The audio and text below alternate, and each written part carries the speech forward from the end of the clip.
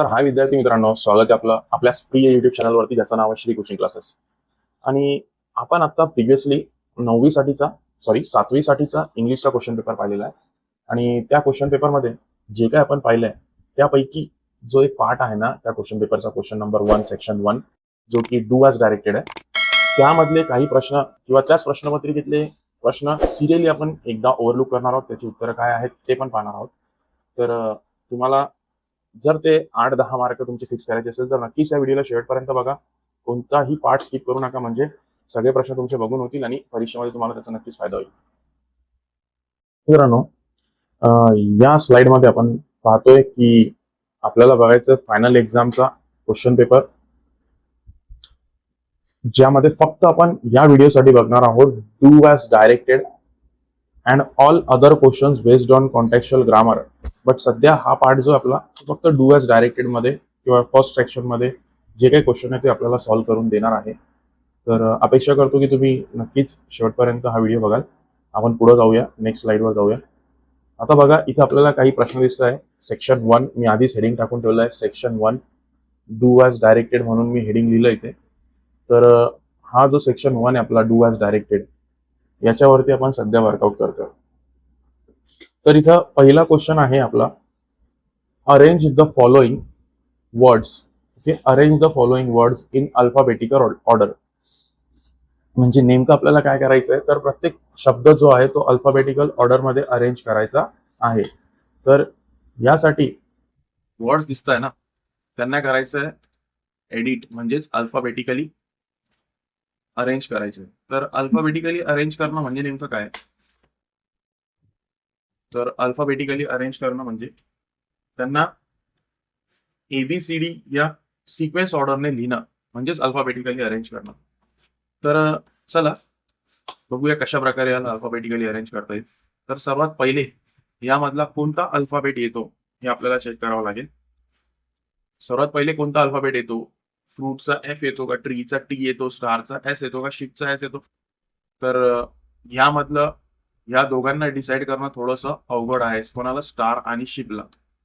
परंतु सर्वात पहिले माझ्या मते F फॉर फ्रूट येत असेल.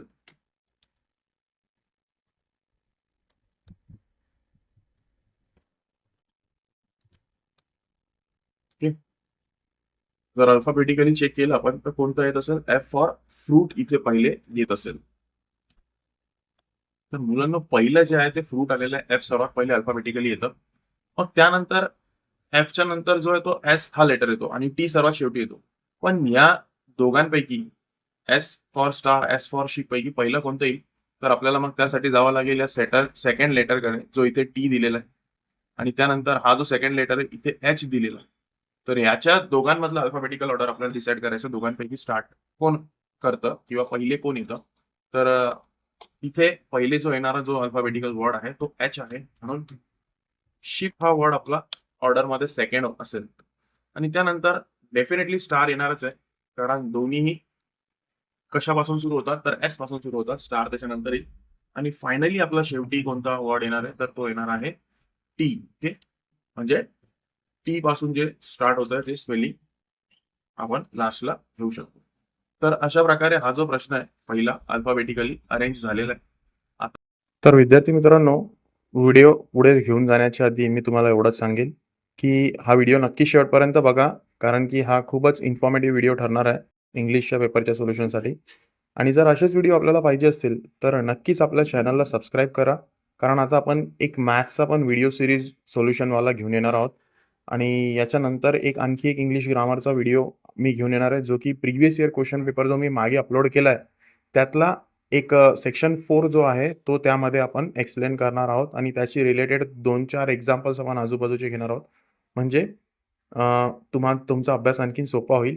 तर व्हिडिओ पुढे कंटिन्यू बघत राहा आणि नक्कीच या व्हिडिओला लाईक आणि चॅनलला सबस्क्राईब करा.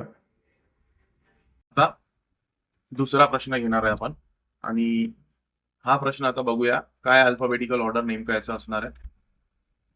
तर मित्रांनो, हा प्रश्न अतिशय सोपा असा प्रश्न आहे, कारण याच्यामध्ये कोणताच जो वर्ड आहे तो रिपीट होत नाहीये.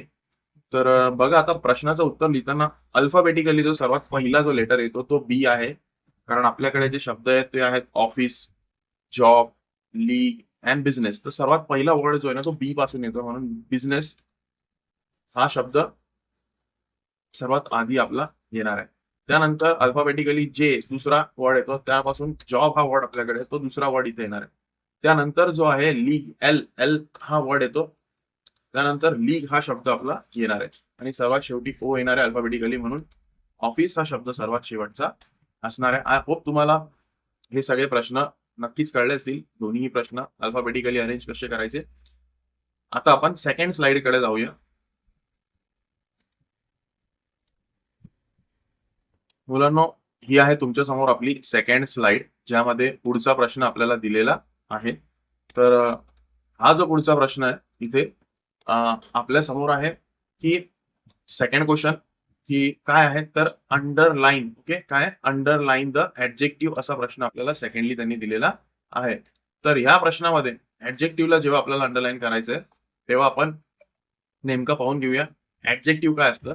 तर ऍडजेक्टिव्ह हा जो वर्ड आहे आपला, ऍडजेक्टिव्ह हा वर्ड जो वर्ड आपल्याला नाउन बद्दल इन्फॉर्मेशन देतो किंवा नाउन बद्दल एक्स्ट्रा इन्फॉर्मेशन प्रोव्हाइड करतो त्यालाच आपण ऍडजेक्टिव्ह म्हणत असतो.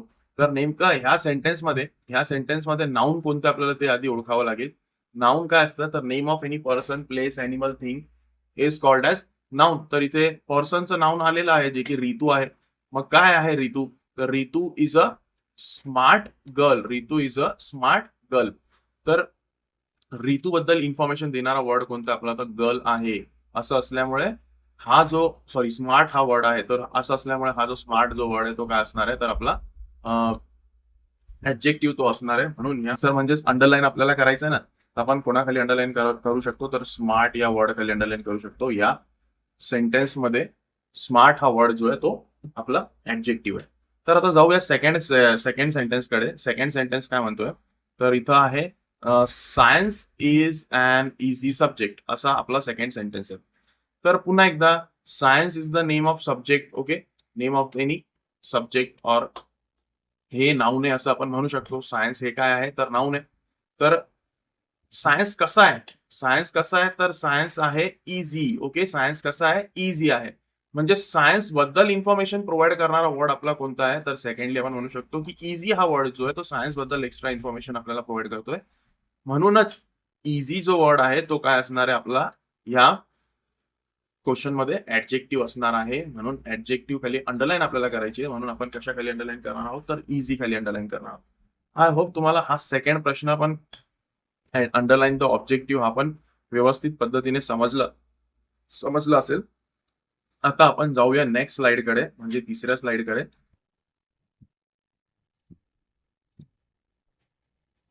तर ही आहे आपली पुढची स्लाइड. या स्लाइड मधला आपला जो प्रश्न आहे तो write the Plurals of. Plurals म्हणजे माहिती आहे सगळ्यांना. प्लुरल्स म्हणजे असतं प्लुरल्स म्हणजे मराठीमध्ये आपण त्याला काय म्हणतो अनेक वचन. ठीक आहे, एक शब्दासाठी काय लिहिणं अनेक शब्द लिहिणं किंवा अनेक वचनी शब्द लिहिणं त्यालाच आपण म्हणतो राईट द प्लुरल्स ऑफ. तर आता हे प्लुरल्स लिहायचे आपल्याला, म्हणजे जर वन हेअर असेल तर मोर दॅन वन हेअर असेल तर तुम्ही काय म्हणणार. ओके, डायरेक्ट आपण जर इथं विचार केला हेअर या शब्दाचा प्लुरल लिहिण्याचा, तर मुद्दा असा आहे की आपण हेअर जो आहे त्याला प्लुरल मध्ये काय लिहू शकतो तर आन्सर त्याचं हेअर म्हणूनच लिहू शकतो. कारण की सिंगल हेअर जर असेल तरी त्याला हेअर म्हणतात आणि तुमच्या कंप्लीट हेअरच्या सेटला त्यालाही काय म्हणावं लागेल हेअरच म्हणावं लागेल. पण जर तुम्ही इंडिव्हिज्युअली गेलात म्हणजे काउंट करण्यासाठी जर गेला 10 हेअर, 5 हेअर, 3 हेअर, तर तिथं हेअर एस लावावं लागेल. बट जेव्हा आपण हेअरचं प्लुरल करतो तेव्हा आपल्याला हेअर हा स्पेलिंग यूज करावा लागतो, एस तिथे लागत नाही. जसं की जर आपण ह्यातले एखादा जर सेंटेन्स घेण्याचं म्हणलं इथं जर समजून घेण्यासाठी, तर एक जो सेंटेन्स आहे बघा तो असा आहे, शी हॅज लॉंग ब्लंड हेअर. असा एक सेंटेन्स आहे ज्याच्यामध्ये असं म्हणणं आहे की तिचे खूप लांब, लॉंग म्हणजे काय तर खूपच लांब असे तिचे काय आहेत आणि जाडसर असे काय तिचे दाट असे काय तर केस आहेत असं त्यांचं म्हणणं आहे. बट इथे तुम्हाला हेअरला एस लावायची गरज नाहीये. बट जर दुसरा सेंटेन्स तुम्ही पाहिला सेकंड सेंटेन्स जर तुम्ही पाहिला तर शी फाउंड 3 व्हाईट हेअर्स. ओके. म्हणजे जर आपण शॉर्टली या हेअरला जर आपण काउंटेबल तरीक्याने घेत असू किंवा काउंटेबल प्रकाराने जर घेत असू, मोजायच्या प्रकाराने, जसं की 3 व्हाईट हेअर्स. ओके. म्हणजे काउंटेबल वर्ड जर लावला तर आपण त्याला काय लावू शकतो, इथे एस लावू शकतो. आता मी उम्मीद करतो, म्हणजेच मी असं कन्सिडर करतो की तुम्हाला हे काही जो काही हेअर आणि हेअरचा जो प्रकार आहे तो कळलेला असेलच नेमका. आपण आता सेकंड क्वेश्चनकडे जाऊया. सेकंड क्वेश्चन मध्ये आपल्याला काय करायचंय, तर बुकचा आपल्याला प्लुरल वर्ड आपल्याला लिहायचं आहे. तर हे लिहिणं खूपच सोपं आहे मुलांनो. बुकचं काय होणार आहे, तर बुक्स होणार आहे, सिम्पली बुक्स होणार आहे. मी या 2 एक्झाम्पल थ्रू तुम्हाला समजवण्याचा प्रयत्न केलेला आहे की नेमकं हे जे चाललेलं आहे, हे तुमच्या नंतरही लक्षात राहावं, त्या पद्धतीने मी तुम्हाला इथे सांगण्याचा प्रयत्न केलेला आहे. ठीक आहे. तर हा जो 4th स्लाइड आहे इथे आपला संपतोय. आपण आता जाऊया नेक्स्ट स्लाइडकडे. तर आपण आलेलं पुढच्या स्लाइडकडे, ज्याच्यामध्ये आपला प्रश्न 4था आपल्याला दिसतोय, ज्यामध्ये सिम्पली लिहिलेलं आहे काय, तर copy the following sentences correctly. Directly लिहिलेलं आहे. म्हणजे याचा अर्थ होतो की आहे तसे ते सेंटेन्स काय करायचे, तुम्हाला कॉपी करायचे आहेत. तर आता हा प्रश्न मी जास्त काही लिहित बसत नाही, तुम्हाला फक्त मी रीड करून दाखवतो एक्झॅक्टली की look baby they are delicious. Okay. असा पहिला सेंटेन्स आहे. तुम्हाला सगळे यातले जे काही हे चिन्ह आहेत, ज्यांना आपण पंक्च्युएशन्स म्हणतो इंग्लिशमध्ये, ते पंक्च्युएशन्स वगैरे सगळे मेंटेन करून एकदम प्रॉपर हँडरायटिंग मध्ये छान असं न चुकता, एकही स्पेलिंग कट न करता व्यवस्थित लिहायचं आहे. Small stout with no hair on his face, असा हा सेंटेन्स आहे सेकंड वाला. यालाही तुम्हाला आहे तसं काय करायचं आहे, कॉपी करायचं आहे. तर असा हा प्रश्न खूपच सोपा असा प्रश्न होता. आता आपण जाऊया आपल्या पुढच्या स्लाइडकडे. तर ही राहिली आपली पुढची स्लाइड तुमच्या समोर. त्यामध्ये आपल्याला प्रश्न विचारत आहे, find the adverb form of. काय करायचं आपल्याला, ऍडवर्ब फॉर्म आपल्याला याचा घ्यायचा आहे. तर ऍडवर्ब काय असतं, नेमका ऍडवर्ब आपलं काय असतं, तर जो वर्ड ना आपला वर्ब बद्दल एक्स्ट्रा इन्फॉर्मेशन प्रोव्हाइड करतो. कोणाबद्दल, वर्ब बद्दल एक्स्ट्रा इन्फॉर्मेशन देणाऱ्या शब्दाला किंवा वर्डला आपण काय म्हणत असतो, तर शॉर्टली आपण काय म्हणत असतो, तर ऍडवर्ब असं त्याला म्हणत असतो. ओके. तर सिम्पली असा आपला ऍडवर्ब आहे. तर आपल्याला सध्या इथे सेंटेन्स वगैरे काही दिलेली नाही. Directly find the adverb form of. Direct adverb form आपल्याला फाइंड करायचा आहे किंवा लिहायचा आहे डायरेक्ट त्याच्या समोर. असा हा प्रश्न इथे आलेला आहे. तर ह्या रिअलचा जो ऍडवर्ब फॉर्म आहे, सिम्पली तो रिअली असा होतो. तर मुलांना नीट लक्षात द्या की मोस्ट ऑफ द ऍडवर्ब जे आहे ना, ते एल ने एंड होत असतात. कशाने एंड होत असतात, तर एल ने most of the adverb end होत असतात. तर हाही त्यातलाच एक आहे, रिअल. रिअलला जर तुम्हाला काय करायचं असेल, ऍडवर्ब फॉर्म बनवायचा असेल, तर रिअली लिहावा लागेल. याचे काही एक्झाम्पल्स मी तुम्हाला सांगतो ओरली. 2 मिनिटं थांबा, एक्झाम्पल सांगतो मी. तर हे आहेत आपल्या समोर काही वर्ब्सचे एक्झाम्पल, जसं की तुम्ही बघू शकता क्विकली. ओके. वर्ब्सचे काही एक्झाम्पल्स आपल्या समोर आहेत, जसं की तुम्ही बघू शकता इथे. एक वर्बचं एक्झाम्पल आहे क्विकली, त्यानंतर क्वाइटली, त्यानंतर सडनली, त्यानंतर loudly, well, there, here, now, early, always and sadly. तर बघा, तुम्ही मोस्टली बघू शकता की एल वाय इथं लागलंय. डिपेंड करतं ते. एल वाय इथं लागलंय. पुन्हा एकदा इथेही एल वाय दिसतंय, इथेही एल वाय दिसतंय, इथेही एल वाय दिसतंय. म्हणजे चेक करू शकता तुम्ही की मॅक्झिमम जे काही आहे यामध्ये एंड होत आहे एल वाय ने. आणि तुम्हाला इथे जो प्रश्न विचारण्यात आलेला आहे त्याच्यामध्ये सुद्धा जो एक शब्द आलेला आहे, तुम्ही त्याला एल वाय ने फिनिश करताय. जसं की इथे तुम्हाला वर्ड रिअल विचारला होता आणि ऍडवर्ब फॉर्म बनवायला सांगितलं होतं. तर तिथं तुम्हाला काय लिहिता आलं, तर रिअली असं लिहिता आलं. ह्या स्लाइडमध्ये आपण पाहिलं होतं. त्यानंतर आता आपण जाऊया दुसऱ्या वर्डकडे, आणि दुसरा वर्ड आहे केअर. ओके, तर ह्या केअर या वर्डचं आपल्याला काय करायचं आहे, तर नेमकं याचं आपल्याला करायचं ऍडवर्ब फॉर्म. ओके, तर केअरचा ऍडवर्ब फॉर्म होतो नेमका काय होतो, तर केअरफुली. ओके, तर केअरचा ऍडवर्ब फॉर्म होतो केअरफुली. रिअलचा ऍडवर्ब फॉर्म काय होतो, रिअली. तर मी अपेक्षा करतो की हा प्रश्नही तुम्हाला ऍडवर्ब फॉर्मचा जो काही आहे तो समजला असेल. आणि ऍडवर्ब फॉर्म म्हणजेच काय, तर मोस्टली LY लावणं. आणि ही स्लाइडही तुम्ही पाहिली, खूप सारे एक्झाम्पल्स त्याच्यामध्ये ऍडवर्बचे. तर आता आपण जाऊया पुढच्या स्लाइडकडे. तर ही आहे आपली नेक्स्ट स्लाइड, आणि नेक्स्ट स्लाइड मधला जो क्वेश्चन आहे तो आहे write the collective nouns of the given word. तर इथं प्रश्नामध्ये दोनही शब्द असे आलेले आहेत, हर्ड आणि फ्लॉक. तर मी सांगू इच्छितो की herd and flock are both itself already a collective noun. But आपल्याला त्याला काय करायचंय की ग्रुपमध्ये एक्सप्लेन करून सांगायचं की ऍक्च्युअली हर्ड तुम्ही कोणाला म्हणणार, ऍक्च्युअली फ्लॉक तुम्ही कोणाला म्हणणार, किंवा केव्हा तुम्ही वापरणार. तर त्याचं एक फॉर्मेशन करून इकडे दाखवायचंय, असा हा प्रश्न आहे. तर आपण म्हणू शकतो की इथे हर्ड ऑफ एलिफंट असा एक तुम्ही फ्रेज करू शकता, की हर्ड हा वर्ड आहे फॉर एलिफंट तुम्ही यूज करू शकता, किंवा हर्ड ऑफ डिअर किंवा हर्ड ऑफ कॅटल काही म्हणा. आणि त्यानंतर फ्लॉक येतो. ठीक आहे, फ्लॉक या वर्डचा पण एक कलेक्टिव्ह ग्रुप ऑफ नाउन आपल्याला म्हणून दाखवायचा आहे. तर आपण म्हणू शकतो की flock of birds. Okay, flock of birds commonly हा वर्ड खूप पॉप्युलर आहे, सगळ्यांना माहिती असतो. फ्लॉक ऑफ बर्ड म्हणजे पक्ष्यांचा थवा. आणि फ्लॉक ऑफ गीज म्हणजे हंसांचा थवा. अशा प्रकारे सुद्धा तुम्ही याला वापरू शकता. तर खूपच सोपं आहे, फक्त एवढं लक्षात ठेवा, कलेक्टिव्ह म्हणजे काय, तर कलेक्टिव्ह म्हणजे कोणत्याही ग्रुपला दिलं जाणारा नाउन. ओके, एलिफंटचा कलेक्शन म्हणजे हर्ड ऑफ एलिफंट, बर्डचा कलेक्शन म्हणजे फ्लॉक ऑफ बर्ड, असं त्याला तुम्ही रीड करू शकता. अपेक्षा करतो की हे तुम्हाला आता समजलेलं असेल. आता आपण जाऊया आपल्या नेक्स्ट स्लाइडकडे.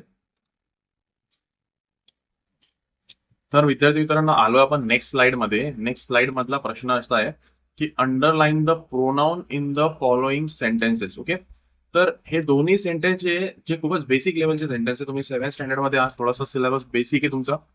तर हा जो कन्सेप्ट आहे तो समजवण्याआधी मी तुम्हाला एक नवीन स्लाइड दाखवतो आणि थोडंसं डिटेलमध्ये एक्सप्लेन करून टाकतो एक वेळा, म्हणजे नेमकं तुम्हालाही कळेल की पर्सनल प्रोनाउन्स काय असतात. ठीक आहे, तर ह्या स्लाइडमध्ये आपल्याला दिसतंय की एक चार्ट दिसतोय, ज्याच्यामध्ये तुम्ही पाहू शकता इथे तुम्हाला पर्सनल प्रोनाउन्स जे आहेत ते दाखवण्यात आलेले. पर्सनल प्रोनाउन्स जे की आता तुमच्या क्वेश्चन मध्ये तुम्हाला यूज होणार आहे बघा. सिंग्युलर सगळ्यांना माहिती आहे म्हणजे एकवचनी, आणि प्लुरल म्हणजे सगळ्यांना माहिती आहे अनेकवचनी. तर सिंग्युलर आणि प्लुरल असे दोन्हीही टाईपमध्ये आपले पर्सनल प्रोनाउन असतात. जसं की सब्जेक्ट आणि ऑब्जेक्टच्या ठिकाणी कसे वापरले जाऊ शकतात, तर हे ऑब्जेक्टला सध्या सोडा, फक्त याच्याकडे लक्ष द्या, ह्या टाईपकडे लक्ष द्या. तर इथे तुम्हाला दिसतंय की जर तुम्ही आय म्हणत असाल, म्हणजे जो स्पीकर असतो तो आपला काय असतो, तर फर्स्ट पर्सन असतो स्पीकर. त्यानंतर जो लिसनर असतो तो सेकंड पर्सन असतो. आणि त्यानंतर जे काही मॅटर ऑफ डिस्कशन ठरल्या जातं त्यांना आपण थर्ड पर्सन म्हणतो, ते आहे ही, शी आणि इट. तर फर्स्ट पर्सनचा जो प्रोनाउन आहे तो आय आहे, जो सेकंड पर्सनचा आहे तो यू आहे, आणि थर्ड पर्सनचे हे तीनही प्रोनाउन आपल्याला पाहायला मिळतात, ही, शी, इट. तर आयचं जर प्लुरल करायचं म्हटलं, म्हणजे अनेक वचनी जर करायचं म्हटलं, तर डायरेक्टली दिसेल तुम्हाला की वी होणार आहे आयचं फर्स्ट पर्सनचं. त्यानंतर सेकंड पर्सन जो यू आहे त्याचं प्लुरल म्हणजे अनेक वचन जर करायचं म्हटलं तर काहीही बदल होणार नाही, यूचं यूच राहणार आहे, ऍज इट इज राहणार आहे. आणि या तिघांचं, कोणाचं, ही, शी आणि इट, या तिघांसाठी जर काही प्लुरल तुम्हाला लिहायचं असेल तर ते काय होणार आहे, तर दे होणार आहे नेमका या तिघांसाठीचा पर्सनल प्रोनाउन. तर हे सगळे पर्सनल प्रोनाउन आहेत. हेच पर्सनल प्रोनाउन तुम्हाला या स्लाइडमध्ये रिपीट झालेले आहेत, तुम्ही बघू शकता. तर या स्लाइडमध्ये हे पर्सनल प्रोनाउन जर रिपीट झाले असले आणि तुम्हाला विचारत असाल की पर्सनल प्रोनाउन खाली अंडरलाईन करा, तर नेमके इथे तुम्ही वाचल्याप्रमाणे पर्सनल प्रोनाउन असले पाहिजेत. एक ही असला पाहिजे, जो की इथे तुम्हाला दिसतो आलेला या ठिकाणी. तर आपल्याला फक्त काय करायचं, जाऊन त्या खाली अशी अंडरलाईन करायची. हीच्या खाली आपल्याला काय करायची, सिम्पली जाऊन अंडरलाईन करायची आहे, अशा पद्धतीने. ओके, तर तसंच दुसरा एक पर्सनल प्रोनाउन यामध्ये कोणता येतोय, तर आय हा येतो. ओके, हे झाले तुमचे पर्सनल प्रोनाउन ज्याच्या खाली तुम्हाला अंडरलाईन करायची होती. पण या सेंटेन्सेस मध्ये he is my best friend. Okay, तर माय हा सुद्धा एक प्रोनाउनच आहे, आणि I am proud of her class, म्हणजे तिचा क्लास, तिच्या क्लासवरती मला काय प्राऊड आहे. म्हणजे हर क्लास हा सुद्धा, हर हा सुद्धा एक काय आहे, तर पर्सनल प्रोनाऊनच आहे, किंवा सॉरी प्रोनाऊनच आहे. पर्सनली म्हणणार, पर्सनल प्रोनाऊन तुम्हाला सांगितलेत मी. तर अंडरलाईन करायचं म्हटलं तर कोणाकोणाखाली अंडरलाईन होईल नेमकी, तर ही खाली काय होणार आहे, अंडरलाईन होणार आहे. आणि इथं आय खाली अंडरलाईन होणार आहे. आणि इथं हर खाली अंडरलाईन होणार आहे. आणि ह्या ठिकाणी माय या वर्ड खाली, म्हणजे या चौघांखाली तुमची काय असणार आहे, अंडरलाईन असणार. तर अपेक्षा करतो हे सुद्धा तुम्हाला प्रोनाऊनचा जो पार्ट आहे तो कळला असेलच. जाऊया आपण आता नेक्स्ट स्लाइड मध्ये, जी की आपली या व्हिडिओची शेवटची स्लाइड दिसतीये. आणि प्रश्न बघा कसा विचारण्यात आलेला आहे. तर प्रश्न असा आहे की write the word beginning with each letter of the given word. तर हा जो वर्ड आपल्याला इथे दिलेला आहे, कोणता, बॉल, बॉल हा जो वर्ड आपल्याला इथे दिलेला आहे, या वर्ड पासून सुरू होणारा किंवा या वर्डच्या प्रत्येक लेटर पासून सुरू होणारा शब्द आपल्याला तिथे लिहून दाखवायचा आहे. मग तो शब्द कसल्याही प्रकारचा आहे, आपल्याला जे पूर्ण फ्रीडम आहे, आपल्या मनाने आपण लिहू शकतो. काही कंपल्शन नाही की असाच असला पाहिजे, तसाच असला पाहिजे. ओपन एंडेड क्वेश्चन आहे, सगळ्यांचा आन्सर वेगवेगळा असेल. तर आपण बेसिक वर्ड घेण्याचा प्रयत्न करू, जास्त टिपिकल वर्ड घेणार नाही. 7th स्टँडर्ड आपलं म्हणून सगळे नाउन्स घेतो मी. तर बी पासून जो येणारा वर्ड आहे तो मला वाटतं की आपण बॅट असा लिहिला पाहिजे. ए पासून येणारा जो वर्ड आहे तो आपण ऍपल असा लिहिला पाहिजे. एल पासून येणारा वर्ड जो आहे तो LAMP, लॅम्प असा लिहून घेऊया. आणि पुन्हा एकदा एल इथे येतोय, पुन्हा एकदा एल इथे येतोय, आणि एल साठी आपण पुन्हा एकदा एक नवीन वर्ड घेऊया, लीफ. ओके, अशा प्रकारे इथे तुम्ही काय केलेलं आहे की राईट द वर्ड, काय केलंय तुम्ही या स्लाइड मध्ये, write the word beginning with each letter. Okay, ह्या प्रत्येक लेटर पासून, बी पासून एक वर्ड, ए पासून एक वर्ड, एल पासून एक वर्ड, आणि या शेवटच्या एल पासून एक वर्ड, प्रत्येकापासून तुम्ही एक वर्ड या स्लाइड मध्ये बनवलेला आहे.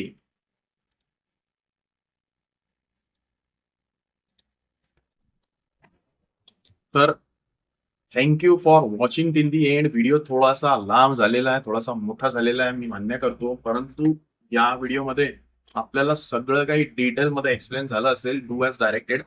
प्रश्न मुलांना असाच्या असा एक्झाम मध्ये येणार आहे, डोंट वरी, असाच्या असा एक्झाम मध्ये येईल. म्हणजेच फक्त स्पेलिंग्स आणि विचारलेले प्रश्न बदलले असतील, आणि पॅटर्न नेमका हाच असणार आहे मराठी मीडियमच्या स्टुडंटसाठी. तर आपला हा व्हिडिओ जर आवडला असेल तर मुलांना नक्कीच लाईक करा. आणि त्याचबरोबर जर तुम्हाला आणखी असेच इन्फॉर्मेटिव्ह व्हिडिओ पाहिजे असतील तर आपल्या चॅनलला सबस्क्राईब सुद्धा करा. आपल्या चॅनलशी कनेक्टेड राहा. आणि येत्या 1 महिन्यामध्ये वार्षिक परीक्षेसाठी ज्या काही हव्याशा तयारी असतील, किंवा तुम्हाला पाहिजे असणाऱ्या ज्या काही प्रकारच्या तयाऱ्या असतील त्या ह्या चॅनलवर होणारच आहे. 7वी, 8वी आणि 9वी साठी चालूच आहे. तर नक्कीच मी अपेक्षा करतो की तुम्ही सबस्क्राईब करा. Thank you very much. हा व्हिडिओ आपण इथे संपवतो.